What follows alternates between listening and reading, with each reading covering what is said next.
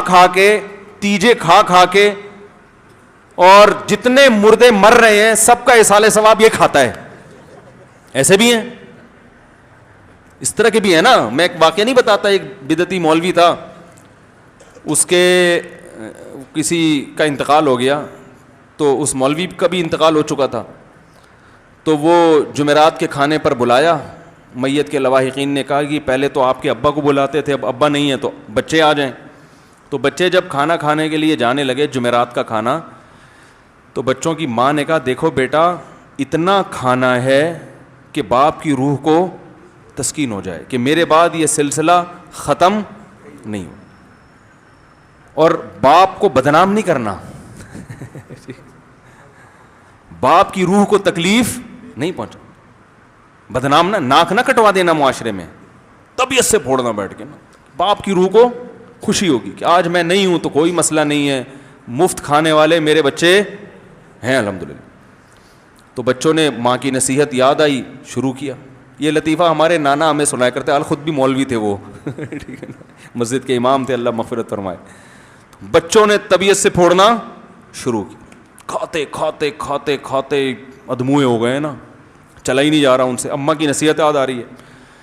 تو بالآخر یہ حالت ہو گئی کہ 2 بندوں کے کندھوں پہ سہارا لے کے گھر آ رہے. ماں نے دیکھتے ہی چترول لگانا شروع کر دیا, کہہ رہے ناک کٹوا دی نا, باپ کی روح کو تکلیف دی. بچے کہنے لگے اماں اتنا تو کھا لیا کہ چلا نہیں جا رہا. کہہ رہی کمبختو تمہارے باپ کو اسٹیشن پہ رکھ کے لے کر آتے تھے ہیں, اور تم چل کے آ رہے ہو. اس کو تو لٹا کے لاتے تھے, 4 آدمی اٹھا کے لا رہے ہوتے تھے اس کو. تو نبی صلی اللہ علیہ وسلم نے ایک یہودی عالم کو تانا دیا, وہ اسلام پہ اعتراض کر رہا تھا, باتیں کر رہا تھا. آپ نے تانا دیا کہ کیا تورات میں نہیں لکھا ہے کہ اللہ کو موٹے توند والے عالم سے نفرت ہے؟ تو پہلے اپنا حلیہ تو دیکھ, کھا کے توند نکالی ہوئی ہے, تورات پر عمل کر نہیں رہا جو اللہ نے تمہیں کتاب دی تھی, اور ہمیں کیا کر رہا ہے, نصیحتیں کر رہا ہے. تو اس سے پتہ چلتا ہے کہ تانا بعض صورتوں میں,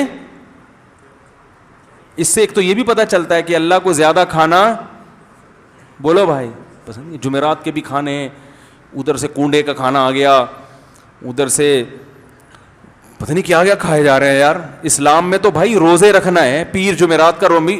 دیکھو نبی صلی اللہ علیہ وسلم کے یوم پیدائش میں آپ نے روزہ رکھا ہے. ہمارے یہاں دیگیں پکتی ہیں 12 ربیع الاول کو نا. اگر فرض کر لو 12 ربیع الاول یوم پیدائش ہے تو پھر تو روزہ ہونا چاہیے. دیگیں ہو رہی ہیں, دبا کے کھا رہے ہیں, کھچڑے پک رہے ہیں, کھیرے کھا رہے ہیں. تو ہمارے نبی نے اپنی یوم ولادت پہ بھی روزہ رکھا. اسلام نے بتایا کہ بھائی توند بڑھنا اچھی چیز نہیں ہے. نبی صلی اللہ علیہ وسلم کے پاس ایک کافر آیا, آپ نے اس کو دودھ پیش کیا. مہمان کا اکرام ہے نا, تو کافر کا بھی آپ اکرام کرتے تھے. دودھ پیش کیا, اس نے ایک پیالہ بھر کے دودھ پیا, آپ نے ایک اور پیش کر دیا, وہ بھی پی گیا, آپ ایک اور پیش کیا, وہ بھی پی گیا. 7 پیالے بھر کے اس نے دودھ کے, اور پیالہ بھی اس زمانے کا ہوتا تھا, 7 پیالے بھر کے جب 8واں پیش کیا اس نے کہا سیر ہو گیا اور حاجت نہیں. اس دودھ کی برکت تھی, نبی کے اکرام کی برکت تھی, کلمہ پڑھ کے مسلمان ہو گیا. اگلے دن دوبارہ آیا, کوئی آپ نے اسے کم کھانے کی ترغیب نہیں دی. ابھی تو اسلامی تعلیمات اس نے بیچارے نے سیکھی نہیں ہے نا, ابھی تو کلمہ سیکھا ہے, نماز دیکھی ہوگی. اگلے دن دوبارہ آیا, آپ نے پھر اکرام کیا, اسی طرح بھوکا تھا, آپ نے اسے دودھ کا ایک پیالہ پیش کیا, پی گیا. وہ دوسرا پیالہ پیش کیا, فرمایا یا رسول اللہ سیر ہو چکا ہوں, اب حاجت نہیں ہے. آپ نے اس موقع پر ارشاد فرمایا المؤمن یأکل فی معن واحد والکافر یأکل فی 7 امعاء. کافر 7 آنتیں بھرتا ہے پیٹ کی, اور مومن 1 آنت بھرتا ہے. 1 آنت میں مومن کیا ہو جاتا ہے, مومن چٹورا, سمجھ رہے ہو نا. چٹورے سے میری مراد ہے پھوڑنے والا. ایک تو چٹنی کباب کھانے کا شوق ہوتا ہے, وہ نہیں, پھوڑنے والا نہیں ہوتا, کھائے جا رہا ہے کھائے جا رہا ہے کھائے جا رہا ہے. آج ہمارا مذہب کیا ہے, کھانا مذہب ہے. بارات کے کھانے الگ کھائے جا رہے ہیں, حالانکہ اسلام میں ولیمہ بارات نہیں ہے. اور پھر مردوں کے تو اللہ کی شادیوں پہ اتنا نہیں کھایا جاتا جتنا مردوں پہ کھایا جاتا ہے بھائی. وہ میت کہے گی جب میں دولہا بنا تھا تو اتنا میرے ابا نے نہیں کھلایا تھا, یہ میرے جو ہے نا رشتہ داروں نے. جب میں مرا ہوں تو لنگر ہے کہ ختم ہونے کا نام لے ہی نہیں رہا, جو بھی آ رہا ہے کھا کے. اور لوگ کہتے ہیں کھاؤ, یہ کھانا بہت برکت والا کھانا, اس کو کھانا ضرور ہے, آپ نے کھانا ضرور ہے. تو کھا کھا کے ہمارے حضرت ایک شعر پڑھا کرتے تھے کہ ہم فراق یار میں, اصل شعر پتہ ہے کیا ہے, ہم فراق یار میں گھل گھل کے, وہ کیا ہے یار, اصل شعر کچھ اور ہے کہ ہم یار کی جدائی میں نا گھل گھل کے کمزور ہو گئے, مر گئے, یہ ہو گیا. ہر فرمایا کرتے تھے آج کل الٹا چل رہا ہے, نبی کی محبت میں نا, یار کے فراق میں, ہم فراق یار میں گھل گھل کے ہاتھی ہو گئے.